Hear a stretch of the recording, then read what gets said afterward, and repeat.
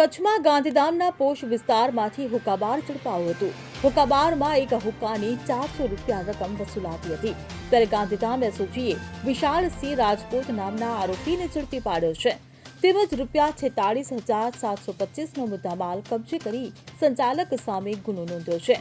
એસઓજીની કાર્યવાહીથી spa વિદેશી સિગરેટના ધંધાર્થીઓમાં પણ ફફડાટ ફેલાયો છે. Bureau report CN24 news. હવે જુઓ દેશ દુનિયાની તમામ ખબરો તમારી આંગળીના ટેરવે. ઉઠાવો મોબાઈલ અને Google Play Store પરથી ડાઉનલોડ કરો અમારી CN24 ન્યૂઝ મોબાઈલ એપ.